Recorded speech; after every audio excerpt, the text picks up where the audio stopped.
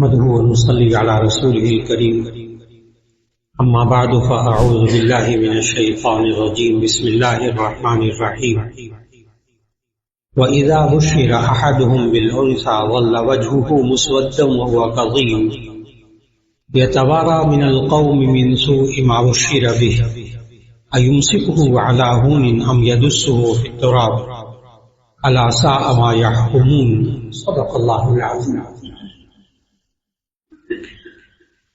اللہ رب العزت نے انسان کو زندگی میں جو نعمتیں عطا فرمائی ان میں سے اہم نعمت انسان کی اولاد ہے، چاہے وہ لڑکا ہو یا لڑکی ہو۔ یہ انسان اولاد جیسی نعمت ہو اگر اللہ اور اس کے رسول صلی اللہ علیہ وسلم کے حکم کے مطابق اس کی پرورش کرے، اللہ اسی اولاد سے آنکھوں کی ٹھنڈک عطا فرما دیتا ہے۔ یہ انسان دعا بھی مانگتا ہے، اللہ تعالیٰ نے سورہ فرقان میں دعا بھی سکھائی ہے۔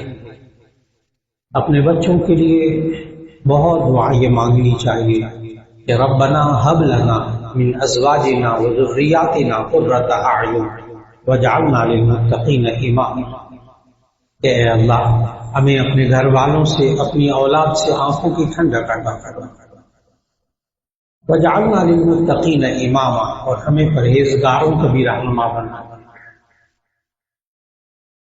یہ انسان معاشرے میں رہتے ہوئے کس طرح سیرت نبوی صلی اللہ علیہ وسلم کے مطابق اپنی اولاد کی پرورش کرے۔ جو بزرگ ہیں وہ اپنے اب نواسوں، پوتے پوتیوں کے لیے، نواسیوں کے لیے سوچیں، نوجوان بچوں کی رہنمائی کریں۔ خاص طور پر نوجوان بچوں کے ذہنوں میں اس بات کا مطالعہ نہیں ہوتا۔ سیرت نبوی صلی اللہ علیہ وسلم کو ہم اکثر ایک تاریخی نقطہ نظر سے پڑھتے ہیں، تاریخ، ہسٹری کے طور پر۔ اس کے مطابق زندگی کیسے گزارنی ہے یہ عموماً نظروں سے اوجھل ہوتا ہے۔ اس لیے سیرت نبوی صلی اللہ علیہ وسلم جس کے بارے میں اللہ تعالیٰ نے ارشاد فرمایا لقد کان لکم فی رسول اللہ اسوۃ حسنہ، کہ البتہ بے شک تمہارے لیے رسول اللہ صلی اللہ علیہ وسلم کی زندگی میں بہترین نمونہ زندگی موجود ہے۔ یہ اولاد پیدا ہو تو اس کے دائیں کان میں اذان کہی جائے، بائیں کان میں اقامت کہی جائے، 7ویں دن اس کے سر کے بال منڈائے جائے اور بالوں کے وزن کے برابر چاندی خیرات کی جائے، اور پھر 7ویں دن اس کا اچھا سا نام رکھا جائے۔ یہاں تک گزشتہ ملاقاتوں میں سیرت طیبہ کے حوالے سے بات ہو چکی ہوئی تھی۔ اچھا نام کیسے رکھنا چاہیے اس پر خوب تفصیل سے بات ہو چکی، اور اس بارے میں یہ بھی ذکر کرتا چلوں کہ بہت سے حضرات یہ کہتے ہیں کہ نبی کریم صلی اللہ علیہ وسلم کو نبوت 40 سال کی عمر کے بعد ملی، تو احکام جو ہیں وہ تو 40 سال کی عمر کے بعد ہیں۔ پھر ہم بچپن کی جو اسوہ حسنہ ہے وہ ہم کیسے معلوم کریں؟ کیا وہ بچپن کا اسوہ حسنہ بھی حجت ہے، وہ بھی شریعت ہے؟ تو اس کا جواب بڑے غور سے سننے والا کہ اسی لیے بچوں کے دائیں کان میں اذان دینا، بائیں کان میں اقامت کہنا، میں نے یہ نہیں عرض کیا تھا اس وقت کہ یہ نبی صلی اللہ علیہ وسلم کے ساتھ بچپن میں ایسا کیا گیا تھا۔ اس وقت تو نبوت نہیں ملی تھی، نبی تو نبی صلی اللہ علیہ وسلم پیدائشی نبی تھے۔ بات یہ کہ شریعت ان کو کب ملی؟ شریعت ملی 40 سال کی عمر کے بعد۔ اس لیے میں نے عرض کیا کہ نبی صلی اللہ علیہ وسلم نبوت ملنے کے بعد سمجھایا کہ دائیں کان میں اذان دو، بائیں کان میں اقامت۔ پھر نبی کریم صلی اللہ علیہ وسلم نے حضرت فاطمہ رضی اللہ تعالیٰ عنہ کو، حضرت حسن، حضرت حسین رضی اللہ تعالیٰ عنہما کے لیے یہ ہدایات دی ہے جو مشکات شریف کی احادیث اس وقت سنائی تھی کہ جناب جب 7واں دن ہو جائے تو اس وقت اس کے بال منڈوائے جائیں، سر کے بال منڈوائے جائیں، چاندی کا صدقہ کیا جائے۔ یہ سب باتیں حضرت فاطمہ رضی اللہ تعالیٰ عنہ کے آگے بچی، یعنی اپنے نواسوں کے لیے بتائی۔ تو ظاہر ہے نبوت ملنے کے بہت بعد کی بات ہے۔ اس لیے یہ ہے اسوہ حسنہ جس میں کوئی اختلاف نہیں. یہ حجت ہے جو نبی صلی اللہ علیہ وسلم نے فرمایا نبوت ملنے کے بعد. پھر اسی طرح یہ چاندی خیرات کرنا بالوں کے وزن کے برابر، یہ بھی عرض کیا کوئی مشکل کام نہیں. پھر نبی صلی اللہ علیہ وسلم نے فرمایا 7ویں دن اچھا نام رکھے. اس کے بارے میں خوب تفصیل سے الحمدللہ بات ہوئی کہ اچھا نام کیا ہوتا ہے، اس کی خصوصیات کیا ہوتی ہیں. آج کی نشست میں یہ کہ اس کے بعد نبی صلی اللہ علیہ وسلم نے فرمایا کہ 7ویں دن عقیقہ کیا جائے. یہ عقیقہ اس کی تاریخ حضرت ابراہیم علیہ السلام کے زمانے سے دین ابراہیمی سے چلی آ رہی. موسیٰ علیہ السلام کے دین میں بھی تھی.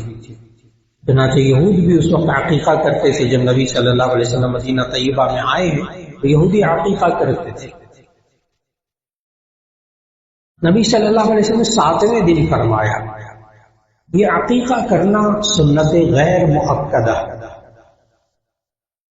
کر لیں تو ثواب، نہ کریں تو گناہ نہیں. یعنی اگر انسان کے پاس استطاعت ہو اس کے باوجود عقیقہ نہ کرے، پیسے ہیں تو کوئی حرج کی بات نہیں، گناہ نہیں، سنت ہے. نبی صلی اللہ علیہ وسلم نے اپنے نواسوں کا کیا. اور یہاں تک کہ اس 2 دمبوں کی صفات تک اس حدیث میں موجود ہے مشکات شریف.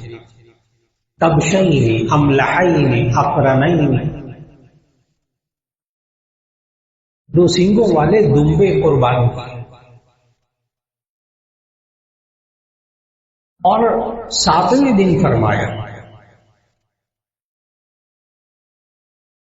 اگر بالفرض آج کل جیسے حالات ہوتے کہ ابھی اسپتال پر اتنا خرچ ہو گیا، ابھی بیوی میکے گئی ہوئی ہے، ابھی وہاں وقت گزرے گا، ہم کچھ دیر ٹھہر کر کے عقیقہ کر سکتے ہیں؟ تو اس کا جواب ہے کہ جی.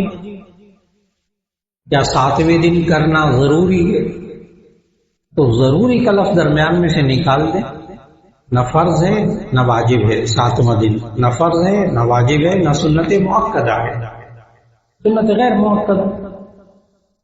اگر 7ویں دن کا خیال کر لیں بہت اچھا، ثواب مل جائے گا. نہیں کریں گے عقیقہ تو درست ہو جائے گا. ان باتوں کو نا اب ذہن میں واضح کرنا بہت ضروری ہے. بہت سے عوام کے ذہن میں یہ باتیں ہوتی ہیں عقیقہ فرض اور واجب ہے، نہ کیا تو پتہ نہیں گناہ ہو جائے گا. پھر 7واں دن کوئی درمیان میں آ رہا ہے، چھٹی والا دن ہے، میں چھٹی نہیں کر سکتا، میں چاہتا ہوں اتوار کو عقیقہ کر لوں، چھٹی ہوتی ہے، جی کر لیں، کوئی حرج کی بات نہیں. دن بدل جائے کوئی حرج کی بات نہیں. اب یہ نئی نسل کو باتیں بتانے کی بہت زیادہ ضرورت ہے تاکہ وہ سنت کے عین مطابق اولاد کی پرورش کرے. اور 7واں دن نبی صلی اللہ علیہ وسلم 7 دن بعد نہیں کہا، حدیث کے الفاظ میں نا یوم السابع، 7واں دن.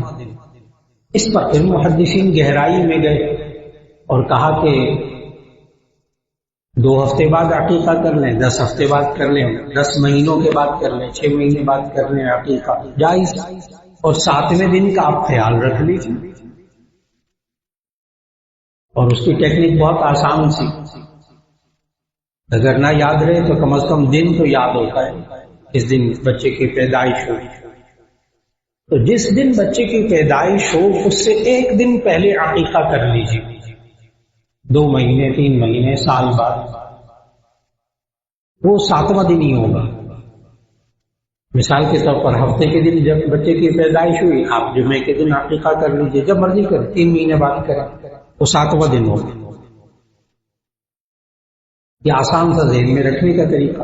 نہ ہو 7واں دن تو میں نے گزارش کر دی کہ 7واں دن کوئی فرض واجب نہیں، سنت مؤکدہ بھی نہیں، کوئی اور دن بھی کر سکتے. پھر نبی صلی اللہ علیہ وسلم نے فرمایا کہ اگر لڑکا ہو تو اس کی طرف سے 2 جانور ذبح کرنا، لڑکی ہو تو اس کی طرف سے 1 جانور ذبح کرنا. اب یہ بھی فرض واجب نہیں، یہ بھی سنت غیر مؤکدہ. یہ نبی صلی اللہ علیہ وسلم نے کیوں فرمایا، دونوں میں تفریق کیوں کی؟ اس کی وجہ حدیث میں موجود ہے کہ نبی صلی اللہ علیہ وسلم جب مدینہ طیبہ تشریف لائے تو یہود لڑکے کی طرف سے تو 1 جانور ذبح کرتے تھے، جب لڑکا پیدا ہوتا تو 1 جانور عقیقہ. اور جب لڑکی پیدا ہوتی تو وہ پھر ذبح نہیں کرتے تھے، کیونکہ اس معاشرے میں لڑکی کی پیدائش کو برا سمجھا جاتا تھا۔ آج بھی ایسا ہے، پھر دور واپس آیا، سوائے چند دیندار قابل لوگوں میں جو سمجھتے ہیں دین کو، قرآن کو سمجھتے ہیں۔ اس پر الگ سے بات عرض کروں گا۔ تو 7ویں دن نبی صلی اللہ علیہ وسلم نے عقیقہ کرنے کو کہا، اور یہ جو عقیقہ لفظ ہے نا، عربی زبان میں جب ڈکشنری اٹھا کے دیکھیں گے تو آپ کو معلوم ہوگا کہ عقیقہ نوزائیدہ بچے کے بالوں کو کہتے ہیں، تو جس کو ہم جھنڈ کہتے ہیں، اس جھنڈ کو عقیقہ کہتے ہیں۔ اور چونکہ وہ جب جھنڈ اتاری جاتی تھی 7ویں دن بال اتارے جاتے تھے، اس دن وہ جانور ذبح کیا جاتا تھا، تو اس جانور کو ہی عقیقہ کہا جانے لگا، عقیقے کا جانور۔ اور نبی صلی اللہ علیہ وسلم نے یہود کی مخالفت کرتے ہوئے فرمایا کہ لڑکا ہو تو 2 جانور ذبح کرو، لڑکی ہو تو 1 جانور ذبح کرو۔ اگر کوئی لڑکا پیدا ہو اور یہ 1 جانور ذبح کر دے، جائز، کوئی قربانی والا جانور، 1 سال کا بکرا، 1 سال کا چھترا، 1 سال کا دمبا ذبح کر سکتے ہیں۔ اس میں اور سہولت ذہن میں رکھنی چاہیے کہ نبی صلی اللہ علیہ وسلم نے اس کی بھی اجازت دی کہ بکرا اگر ہو تو وہ تو 1 سال کا، لیکن اگر چھترا ہو یا دمبا ہو تو ایسی صورت میں وہ 6 مہینے کا بھی جائز ہے عقیقے میں اور قربانی میں ذبح کرنا۔ یہ باقاعدہ حدیث سے ثابت ہے، چھترا یا دمبا، اس لیے کہ یہ جلدی بڑے ہوتے ہیں، بکرے اور بکریاں دیر میں بڑی ہوتی ہیں، یہ زیادہ ایک دم وزن رکھ لیتے ہیں، اس لیے چھترا اور دمبا یہ قدرے سستا مل جاتا ہے بکرے سے، جائز عقیقہ کرنا۔ پھر جس طرح ہم نے شادی اور بیاہ کو، نکاح شادی کو مشکل بنایا، حالانکہ نکاح تو یہ تھا کہ مسجد میں نکاح کیا جائے، کھجوریں چھوارے تقسیم کر دیا جائے، نکاح ہو گیا، رخصتی ہو جائے، اور اس کے بعد دلہا ولیمہ کھلا دے، شادی ہو گئی۔ باقی ساری مشکلات ہم نے خود پالی ہوئی ہیں، یہ ہماری سب خود بنائی ہوئی ہے۔ دین بہت آسان ہے، شادی نکاح بہت آسان ہے، مہنگا نہیں ہے۔ بالکل اسی طرح عقیقے کو بھی لوگوں نے بگاڑا۔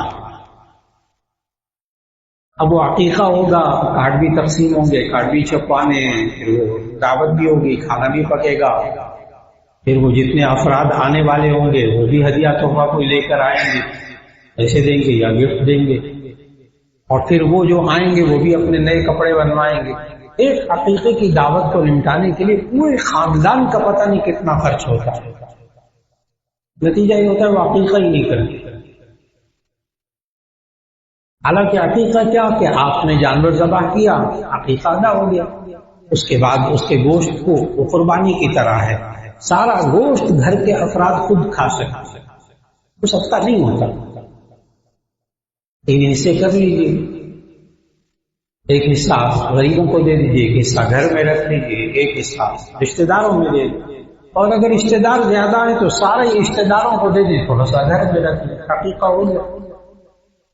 کہ اس میں صرف جانور کے علاوہ کوئی خرچہ نہیں ہے، باقی خرچے سارے خود بنائے ہوئے ہیں۔ اور آپ خود اندازہ لگائیں کہ اگر آج کے دور میں اگر چھوٹا گوشت، بکرے کا گوشت اگر عقیقے کا پیک کر کے مناسب طریقے سے رشتہ داروں کے گھروں میں پہنچا دیا جائے تو لوگ کتنے خوش ہوتے، نہ ان پر کوئی بوجھ ہوتا ہے، دعائیں دیتے۔ لیکن یہ مشکلات عقیقے کو بھی اس لیے مشکل سمجھا جانے لگا، ورنہ عقیقے کو پکا کر کھلانا یہ بھی لازم نہیں، کچا کھلانا یہ بھی لازم نہیں۔ پھر نبی صلی اللہ علیہ وسلم کے اس دور میں یہود یہ کرتے تھے اور دوسرے بھی لوگ یہ کرتے تھے، مکہ کے لوگ بھی یہی کرتے تھے کہ وہ جانور ذبح ہوتا تھا عقیقے کا تو اس کا خون جو بہتا ہوا ہوتا تھا اس کو بچے کے سر کے بال منڈا کر اس کو اوپر لیپ کر دیتے تھے۔ نبی صلی اللہ علیہ وسلم پھر اس سے بھی منع ہے، فرمایا یہ تو ناپاک ہے، گندگی ہے۔ تم لوگ بچے کے جب بالوں کو منڈوایا کرو تو اس کو زعفران گھول کر لگا دیا، زعفران گھول کر. اب زعفران بھی بہت مہنگا ہے، یہ بھی حدیث میں مشکات شریف کی حدیث میں موجود ہے، زعفران گھول کر لگا دیا کرو. اب زعفران بہت مہنگا ہے، لیکن اگر 400-500 کی چند پتیاں لے لی جائیں اور اس کو ایک چمچہ پانی میں بھگو لیا جائے اور پیلا پانی تیار ہو جائے اور اس کو سروں پر لگا دیں، تو اب جدید سائنس یہ کہتی ہے، میڈیکل سائنس پیتھالوجی میں، کہ یہ زعفران بہترین قسم کا اینٹی سیپٹک ہے. اور اگر اس پر اردو میں مطالعہ کرنا ہو زعفران کے بارے میں تو اردو میں صدارتی ایوارڈ یافتہ کتاب ہے مرحوم ڈاکٹر خالد غزنوی صاحب، MBBS ڈاکٹر تھے، بہت وقت میں ہاسپٹل میں گزارا، اور پھر اس کے بعد کتاب لکھی طب نبوی اور جدید سائنس. اس کے اندر انہوں نے پورا چیپٹر قائم کیا زعفران پر، اور زعفران کے بارے میں احادیث عربی میں لکھی ہیں حوالوں کے ساتھ، اور بتایا کہ یہ بہترین اینٹی سیپٹک ہے. اب دیکھیے نبی صلی اللہ علیہ وسلم جو کرتے تھے نا، وہ تو خالق بتاتا تھا نا، ان کو اللہ بتاتا تھا تو وہ کرتے تھے. وہ خالق تو اسے معلوم ہے کیا چیز استعمال کرنی کیا نہیں کرنی، کیا مفید ہے اس کے، تو زعفران گھول کے سر پہ لگا دیتے تھے عقیقے کے. پھر ہمارے معاشرے میں ایک یہ بھی رواج سننے میں آیا کہ جی عقیقے کا جو گوشت ہے وہ اس کی ہڈیاں نہیں توڑنی چاہیے. یہ لاہور میں سننے کو ملا کہ جو عقیقے کا گوشت ہے اس کو اس طرح کاٹنا چاہیے ہڈیاں نہ ٹوٹیں. بالکل بیکار بات، لوگوں کے رواج اور کچھ نہیں. عام گوشت کی طرح گوشت کریں، اس کو تقسیم کریں. اور میں نے بتایا یہ صدقہ نہیں ہوتا، یہ صدقہ نہیں ہوتا، قربانی کی طرح گوشت ہے، اس کو امیر بھی کھا سکتا ہے، غریب بھی کھا سکتا ہے. پھر اس کے بعد عقیقے کے بارے میں ایک یہ چیز بھی ذہن میں رکھنی چاہیے کہ جس طرح قربانی کے احکام ہیں بالکل اسی طرح عقیقے کے احکام ہیں. لہذا اگر قربانی کے موقع پر عید آئی اور اس میں آپ نے گائے لے لی، 7 حصے والا جانور لے لیا، اور اس میں آپ نے عقیقے کا حصہ رکھ دیا، تو امام ابو حنیفہ رحمہ اللہ کے نزدیک اس میں عقیقے کا حصہ رکھ سکتے ہیں. بعض شواٹے وغیرہ کے ہیں امام احمد بن حنبل کیا نہیں رکھ سکتے، تو اس میں دیکھ لیجیے جو حنفی حضرات ہو وہ عقیقے کے جانور کا حصہ، عقیقے کا حصہ قربانی کے 7 حصے کے جانوروں میں سے ایک میں رکھ سکتے ہیں، کیونکہ دونوں کے احکام ایک جیسے ہیں. لہذا عید کے موقع پر بھی کیا جا سکتا ہے. 2 3 4 5 بچے ہوں یا چند بچے ہوں، ان کے لیے ایک جانور خریدا جائے 7 حصوں والا عام دنوں کے اندر، اور اس کا عقیقہ کر دیا جائے درست. لڑکے کی طرف سے 2 حصے، لڑکی کی طرف سے 1 حصہ، ایسی صورت میں 7 حصے پورے ہو کر تب بھی عقیقہ ہو سکتا ہے. یہ میں نے اتنا خالص جو دین ہے نا وہ میں نے عرض کیا بس. اور جو اس میں رسوم و رواج جو پیچیدگیاں اور مشکلات پیدا کر لی گئی وہ ایک الگ بات ہے، تو اس سے بچنا چاہیے. رسوم و رواج اس میں نہ آنے دیے جائیں. پھر اسی طرح ہمارے معاشرے کے اندر جب عقیقے پہ بلایا جاتا ہے دعوت میں قریبی عزیز و اقارب، یا پیدائش کے وقت لوگ بچوں کو پیسے دیتے ہیں، کیا اس پیسے کے بچے مالک ہوتے ہیں، بچیاں مالک ہوتے ہیں، یا وہ ماں باپ کا ہوتا ہے؟ یہ ایک بڑی اہم بات ہے. ایک طرف تو بعض لوگ لیتے بھی ہیں، کہتے ہیں یہ رسوم و رواج میں سے. رسم و رواج تب تھا جب لوگ کہتے تھے کہ اس کے ہاں اولاد بیٹا ہوا تھا، بیٹی ہوئی تھی، تو ہم نے اس کو 500 روپے دیے تھے، اب یہ ہمارے اوپر قرض چڑھ گیا ہے، اب اس کو پھر اس کے ہاں کوئی اولاد وغیرہ ہوگی تو ہمیں دینا پڑے گا. یہ ہے رسم کے طور پر یا قرض سمجھا جائے تو یہ غلط بات ہے، خلاف شریعت بات ہے. اس کو قرض نہیں سمجھنا چاہیے. اور اگر کوئی ہدیہ دے تو اسے لے لینا چاہیے، اسے دل نہیں توڑنا چاہیے. اب اتنی سختی کر لی جائے کہ جی ہمارے ہاں بچہ ہوا ہے ٹھیک ہے، اب کوئی صاحب اگر پیسے دینا چاہیں نہیں بھی ہمارے ہاں یہ رسم رواج نہیں ہے، ہم نے نہیں لینے پیسے. اب بعض لوگ رشتے دار ہیں ناراض ہو جاتے ہیں، ایسی صورت میں دل نہیں دکھانا چاہیے اور اس کو ایک طرف رسم و رواج بھی بنانا چاہیے. دونوں چیزوں کو سمجھنا بہت ضروری ہے. ہدیے کے طور پر دیا جائے بہت اچھا، لے لیجیے. اور اگر دیکھا جائے کہ پہلے زمانے میں ہوتے جیسے شادی بیاہ کے اندر بھی ہوتا، آپ حضرات نے بھی دیکھا کہ وہ باقاعدہ نا دلہن کے پیچھے کوئی خاتون کھڑی ہوتی تھی ڈائری لے کر، اور دلہا کے پیچھے بھی ایک بندہ کھڑا ہوتا ڈائری لے کر کے، اس نے دیے کتنے پیسے، باقاعدہ لکھا جاتا تھا. پھر اس کی یہاں شادی ہوتی تھی، اس کو باقاعدہ وہ قرض اتارا جاتا تھا. وہ رسوم و رواج ناجائز، وہ خلاف شریعت. لیکن جہاں ہدیہ تحفہ ہو وہاں درست جائز. اسی طرح شادی بیاہ کے موقع پر بھی جو پیسے کا لین دین ہوتا ہے اس میں بھی جائز ہے، شرعی نقطہ نظر سے جائز ہے. لیکن اس کو قرض سمجھنا، ہماری دفعہ آئے تھے تو دیا تھا اب ہمیں بھی دینا پڑے گا، قرض سمجھنا وہ غلط، وہ خلاف شریعت. اب بعض حضرات ہوتے ہیں وہ شادی کارڈ کے اندر بھی لکھ دیتے ہیں یہ والی بات. کئی حضرات لکھ دیتے ہیں کہ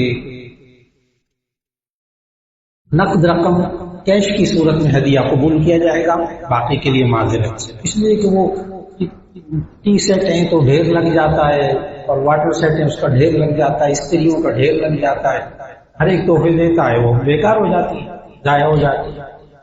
تو بعض لوگ لکھ دیتے ہیں کارڈ پہ بھی گفٹ کی صورت میں صرف کیش قبول کیا جائے.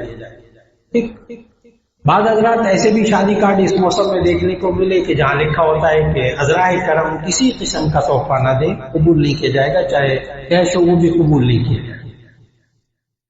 اس کے لیے بجائے کارڈوں پہ لکھنے کے ماحول بنا لیا جائے. کوئی دے دے ٹھیک، نہ دے تو بھی ٹھیک، اور اس کو قرض بھی نہ سمجھا جائے. کوئی ہدیہ دینا چاہے دے بھی دے. صورتحال عجیب سی ہو جاتی ہے کہ جب انسان خود کسی کے ہاں جاتا ہے تو ہدیہ دے دیتا ہے، لیکن اپنی دفعہ دین اتنا یاد آتا ہے کہ وہ لکھ دیتے ہیں کہ لینا نہیں. اس کا نتیجہ کیا ہوتا ہے کہ جب یہ والے لوگ پھر بعد میں کسی تقریب کے اندر ان کو دینا چاہتے ہیں، وہ کہتے ہیں سوری آپ نے ہماری دفعہ نہیں لیا، ہم بھی نہیں لے. اب پیچیدگی پیدا ہو گئی. ہدیہ تحفہ یہ تو محبت کی ہے. نبی صلی اللہ علیہ وسلم نے فرمایا تحادوا تحابوا، تم ایک دوسرے کو ہدیہ دیا کرو، اس سے محبت پیدا ہوتی ہے. ہدیہ کو ہدیہ سمجھا جائے پھر یہ مشکلات ختم ہو جاتی. اب جو بات عرض کر رہا تھا کہ بچے کی پیدائش پر پیسے دیے جاتے ہیں، اور یہ پیسے بچے کی ملکیت میں ہوتے ہیں. بچہ نابالغ ہے تو ماں باپ اس کو سنبھالیں گے. بھرپور کوشش کیجیے عید وغیرہ کے موقع پر بچوں کو یا بچیوں کو جو پیسے ملے وہ انہی کے پاس رہیں، یا ان کے لیے کوئی لفافہ وغیرہ بنا کر اپنے پاس محفوظ کر لیجیے اور ان پر ہی خرچ کیجیے. تو یہ بچوں کو دیے گئے. ہاں اگر ہسپتال میں ماں باپ کو دیے جائیں تو ایسی صورت میں ٹھیک ہے. ماں باپ اگر سمجھتے ہیں کہ ہسپتال کے اخراجات وغیرہ ہیں اس میں بچے کے لیے استعمال ہو رہے ہیں، اس میں بھی گنجائش موجود کہ وہ بھی بچے کے لیے استعمال ہے. اس کی دوائیوں پر استعمال کرنا، اس کے لباس پر استعمال کرنا، خرچ ہو جاتے ہیں، آرام سے خرچ ہو جاتے ہیں. بھرپور کوشش کی جائے کہ بچے اور بچوں کے ہاتھ میں اگر پیسے دیے جائیں تو وہ ان پر ہی خرچ کر دیے جائیں، اس کا اہتمام کر لیا جائے. پھر اس کے بعد بچہ ہو یا بچی ہو، میں نے بتایا کہ اس وقت کے جو یہود و نصارہ اور اس وقت کے جو مشرکین مکہ تھے وہ بچوں کی پیدائش پر تو خوشی مناتے تھے، بیٹوں کی. لیکن اگر بیٹی ہوتی، بچی ہوتی تو ایسی صورت میں وہ خوشی نہیں مناتے تھے، عقیقہ بھی نہیں کرتے تھے. یہاں تک وہ اتنا برا سمجھتے تھے بیٹی کی پیدائش کو کہ مکے کے اندر آج بھی باقی سب انہوں نے جگہیں توڑ پھوڑ کے چیزیں بنا لی، مختلف بلڈنگیں بنا لی، ہوٹل بنا لی، مسجد میں توسیع کر دی. مکہ مکرمہ میں آج بھی وہ جگہ ابھی تک انہوں نے احاطہ کر کے ریڈ رکھی ہوئی ہے بالکل، جہاں لوگ اپنی بچیوں کو زندہ درگور کرتے ہیں. سورۃ التکویر کے اندر 30ویں پارے میں یہ آیت ہے وَإِذَا الْمَوْءُودَةُ سُئِلَتْ بِأَيِّ ذَنبٍ قُتِلَتْ. وہاں کا کلچر ایسا بن چکا تھا. تو یہ ترجمہ ہے وَإِذَا الْمَوْءُودَةُ سُئِلَتْ بِأَيِّ ذَنبٍ قُتِلَتْ. جب زندہ قبر میں گاڑی جانے والی بچی سے پوچھا جائے گا تجھے کس گناہ میں قتل کیا گیا. بچی پیدا ہوتی تھی نا، اس کو زندہ کپڑے میں لپیٹا، گڑا کھودا، دبا کے ختم. نبی کریم صلی اللہ علیہ وسلم کی تشریف آوری تک ایسا ہوتا رہا. بہت پرانی بات نہیں. یہاں تک کہ نبی صلی اللہ علیہ وسلم نے صحابہ کرام کی ذمہ داریاں لگا دی. احادیث میں موجود کہ صحابہ کو کچھ درہم دیتے، کچھ غلہ دیتے، بس اوقات بکریاں وغیرہ بھی صاف کر دیتے. کہ جاؤ اس کے ہاں جہاں پیدائش ہو رہی ہے وہاں دو، ان کے ساتھ تعاون کرو، پیسے بھی دو، یہ غلہ بھی تھوڑا سا دو، اور اگر وہاں بچی پیدا ہو اور وہ اس کو زندہ نہ رکھنا چاہیں تو تم یہ پیسے دے دو، بچی لے لینا، ہم پرورش کریں گے۔ بہت سی بچیوں کی پرورش کی ہے حضرت عائشہ رضی اللہ عنہا کے گھر میں۔ حضرت عمر فاروق رضی اللہ تعالیٰ نے یہ طریقہ اپنایا ہوا تھا اس میں کہ وہ اپنی خود اہلیہ کو لے کر جگہ جگہ جگہ جہاں بچے پیدا وہاں تعاون کرتے، پیسوں کے ذریعے تعاون کرتے، غلہ بھی پہنچاتے، اور ساتھ یہ بھی نظر رکھتے۔ ایک تو کام نبی صلی اللہ علیہ وسلم نے یہ والا کیا، نبی صلی اللہ علیہ وسلم کے آپ پورے سیرت طیبہ کا مطالعہ کریں، کہیں یہاں وہاں یہ نہیں ہے کہ آئندہ کسی بچے کو اگر زندہ درگور کیا گیا، مارا گیا تو اس کو سزا کی دی جائے گی۔ آپ کو سیرت طیبہ میں یہ کہیں نہیں ملے گا، اگر کوئی آئندہ ایسا کرے گا تو اس کو سزا ملے گی۔ یہ نظام سزا کے ذریعے نبی صلی اللہ علیہ وسلم نے درست نہیں کیا۔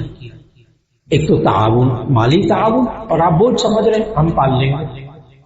نمبر دو، نبی صلی اللہ علیہ وسلم نے بشارتیں سنائیں کہ بچیوں کی پرورش کرنے والوں کے لیے کیا کیا بشارتیں ہیں۔ دیکھیے جتنا بڑا کام ہوگا نا، بندہ جتنا بڑا کام کرتا ہے، جتنے بڑے عہدے پر ہوتا ہے، جتنی بڑی ذمہ داری نبھا رہا اتنی بڑی تنخواہ ہوتی ہے، اتنی بڑی تنخواہ ہوتی ہے۔ نبی صلی اللہ علیہ وسلم نے فرمایا جامع ترمذی کی حدیث کہ جو کوئی دو بچیوں کی پرورش کرے، اچھی طرح پرورش کرے، ان کے حقوق ادا کرے، اور پھر اس کے بعد جوان ہونے پر ان کی شادی کر دے، تو آگے حدیث کے الفاظ یہ ہیں، نبی صلی اللہ علیہ وسلم دو انگلیوں کو ملا کر دکھایا، انا وہوا کہاتین یوم القیامہ، یوں دو انگلیاں کر کے نبی صلی اللہ علیہ وسلم دکھایا، انا وہوا ہاتین یوم القیامہ، کہ میں اور وہ شخص دونوں قیامت کے دن اس طرح ساتھ ساتھ ہوں گے جیسے یہ دو انگلیاں ساتھ ساتھ۔ وہ شخص جو دو بچیوں کی پرورش کرے اور جوان ہونے پر ان کی شادی کر دے تو میں اور وہ دونوں اس طرح ہوں گے، جامع ترمذی کی حدیث، قیامت کے دن جس طرح یہ دو انگلیاں ساتھ ساتھ ہے۔ کتنا بڑا مقام! آخر کچھ تو ہوگا نا بچیوں کی پرورش، تو مشقتیں ہوں گی نا، تو مختلف چیز ہے۔ اور اس وقت کا جو کلچر تھا، اس وقت کی جو ذہنیت تھی، جو آج ہمارے نوجوان بچے اور بچیوں میں آ گئے، اور ہمارے گھر کی بزرگ خواتین میں یعنی ساسوں میں بھی وہ ذہنیت مکمل آ چکی ہے۔ اسپتالوں میں جانا ہوتا مختلف مواقع، کبھی وہ کہتے ہیں اذان دے دیں مولانا، بچہ ہے کان میں اذان دے دیں۔ اکثر تو یہ میں کوشش کرتا ہوں، جاننے والے ہوں تو اور بات کو سمجھتے ہیں، بات کو چلو بزرگ ہیں اذان دے دیں، لیکن عام بندہ کوئی دیکھ کے کہے تو میں اس کو گزارش کرتا ہوں، باپ کو خاص طور پر اس کو گزارش کرتا ہوں کہ آپ کان میں اذان دیں، بچی ہو یا بچہ ہو۔ وہ کہتے ہیں مجھے نہیں آتی، میں نے کہا میں بھی سکھاتا ہوں، آئیے بیٹھے ذرا، بڑے محبت سے اس کو اذان تھوڑی اکثر کو آتی ہے الحمدللہ۔ جب بھی کسی باپ کو میں نے کہا نا کہ آپ اذان دیں، میں بھی ٹھیک ہے دعا بھی کروں گا، آپ اذان دے دیں، طریقہ بھی پورا بتایا۔ یقین جانے ہسپتال بے شمار دفعہ واقع پیش آئے یہ بات، مجھے آج تک کوئی باپ ایسا نہیں ملا جو کہ اذان اور اقامت کہتے ہوئے رویا نہ ہو۔ آج تک کہ کوئی باپ مجھے ایسا نہیں ملا جو اپنے بچے کے کان میں اذان دیتے ہوئے رویا نہ ہو۔ دیکھیں ایک میں ہوں، اجنبی ہوں نا، ٹھیک ہے عالم ہوں سب کچھ، ایک اجنبی ہوں، میں اذان دوں گا میرے وہ تاثرات نہیں ہوں گے میرے اپنے بچے کے بارے میں، اپنے نواسیوں کے بارے میں ہو رہے، لیکن اس باپ کے تاثرات جو اذان دیتے وقت ہوتے ہیں اللہ کا نام اتارا روتے ہوئے ظاہر ہے اس کی جو دل سے آواز نکلے گی وہ اس کے اپنے بچے کے اور بچی کے کان میں کتنا اثر کرے۔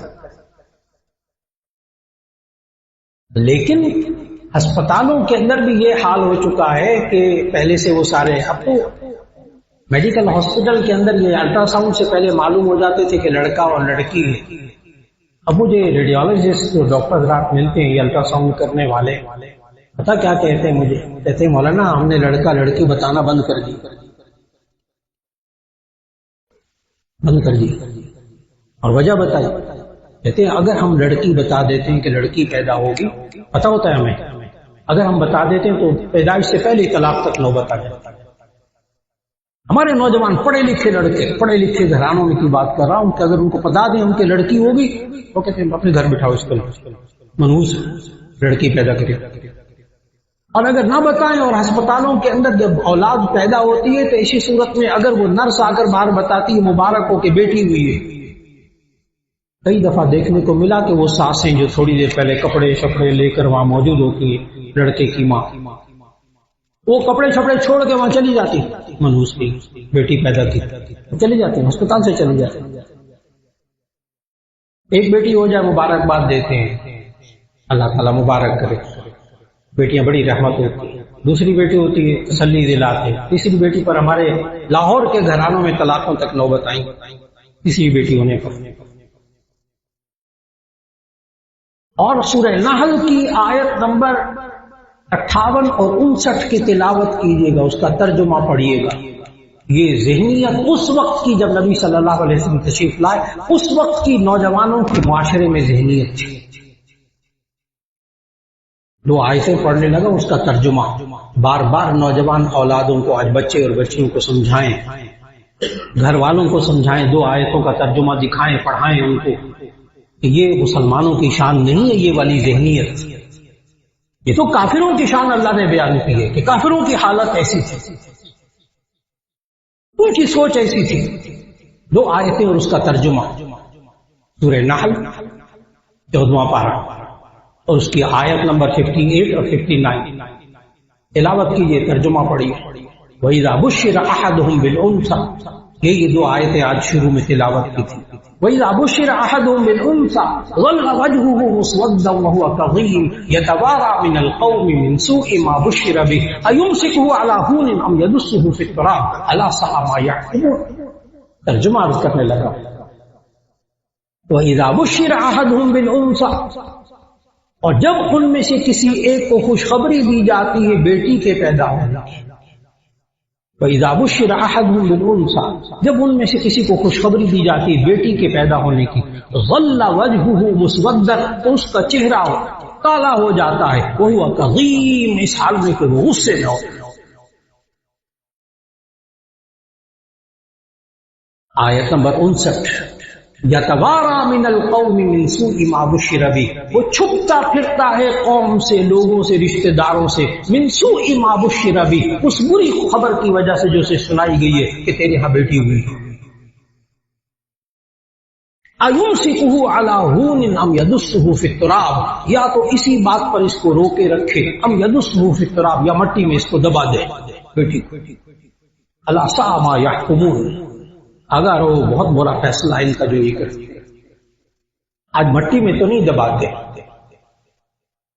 لیکن اگر یہ قانون کا اور پولیس کا اور خوف عوام کا اور یہ ڈر نہ ہو تو کرنے والے آج بھی مائیں اسی طرح بس اوقات رویہ رکھتی ہیں، یہ ماؤں کے اوپر دباؤ۔ یہ ہمارے شادی شدہ نئے جوڑوں کی ذہنیت، بیٹی کیوں ہوئی ہے، اور پڑھے لکھے قابل بچوں کی بات میں کر رہا ہوں، قابل نوجوان بچوں کی بات، بیٹی کیوں ہوئی ہے، ساس کہتی بیٹی کیوں ہوئی ہے۔ اور نبی کریم صلی اللہ علیہ وسلم نے پھر ماحول بنایا ہوا کہ بیٹی کی پیدائش کو لوگ برا نہیں سمجھتے تھے، اور یہاں تک وقت آیا کہ پورے دور نبوی میں، مکی دور میں، نبوی دور میں اور مدنی دور میں ایک واقعہ پیش نہیں آیا پھر بیٹی کے زندہ درگور ہونے کا۔ اور عجیب بات بتاؤں، خلفائے راشدین، چاروں خلفاء کے دور میں بھی ایک واقعہ آپ کو تاریخ میں نہیں ملے گا کسی بیٹی کو زندہ درگور کرنے کا۔ کیا ماحول بنایا نبی صلی اللہ علیہ وسلم، اس بیٹی کی عفت، عصمت، پاکدامنی، عورت کا مقام، عورت کی پرورش، اس کے فضائل ایسے بتائے کہ اس معاشرے میں سے بیٹی کو زندہ درگور کرنے کا تصور ختم۔ یہاں تک کہ خلفائے راشدین کے بعد کی سیرت تاریخ آپ پڑھیں تو بنو امیہ، بنو عباس کے اندر بھی آپ کو ایک واقعہ نہیں ملے گا، بیٹیوں کو زندہ، بیٹیوں کی پیدائش کو برا سمجھنے کا تصور نہیں ملے گا۔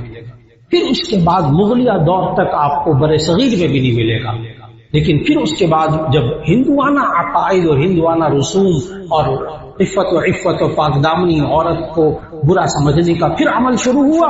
آج پھر مسلمانوں کی وہی حالت ہے جو اللہ نے ان 2 آیتوں میں بتائی ہے. آج ہمارے نوجوان بچوں کی شادی شدہ جوڑوں میں سے دلہاؤں کی لڑکوں کی یہ ذہنیت ہے یہ والی، اور گھر والوں کی کہ بیٹی کی. آج اس آیت کے مطابق تصور بدلنا ہوگا، سوچوں کو بدلنا ہوگا، اور اس کا طریقہ اپنے گھروں کے اندر بچیوں کو عزت دینی ہوگی. جب یہ دلہا بیوی کو عزت نہیں دیتا، شوہر اپنی بیوی کو عزت نہیں دیتا، ایک ماں کی عزت نہیں ہو رہی ہوتی، ایک بھابھی کی عزت نہیں ہو رہی ہوتی، اس معاشرے میں پھر آہستہ آہستہ ذہن بن جاتا ہے کہ ماں بس اوقات یہ جملہ نکالتی ہے ایسی بچیوں کے لیے جو معاشرے کے اندر بہت زیادہ تکلیفیں اٹھاتی ہیں، کاش تو پیدا ہوتے ساتھ مر جاتی.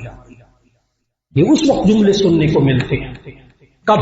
جب معاشرے کے رویے منفی ہوتے ہیں، اور ایک ایک منفی رویہ رکھنے والا عورت کے ساتھ ہمارے گھروں کے اندر سب گناہ کبیرہ میں مبتلا، سب گناہ کبیرہ میں مبتلا. عورت ذات کے ساتھ برا رویہ رکھنا گھروں کے اندر جس رخ سے ہوگا وہ رخ گناہ کبیرہ ہوگا. اللہ رب العزت آج معاشرے میں ہمیں اپنے ہر گھر کے اندر اگر وہ ماں ہے عورت تو اس کی عزت کے اللہ توفیق عطا فرمائے، بیوی ہے تو اس کا احترام عزت کی توفیق عطا فرمائے، بیٹی ہے تو اس کو جینے کا حق دے کر اس کے حقوق ادا کرے، اور اسی طرح ہم معاشرے کے اندر انشاءاللہ اس سوچ کو بدل سکیں گے. وآخر دعوانا ان الحمد للہ رب العالمین.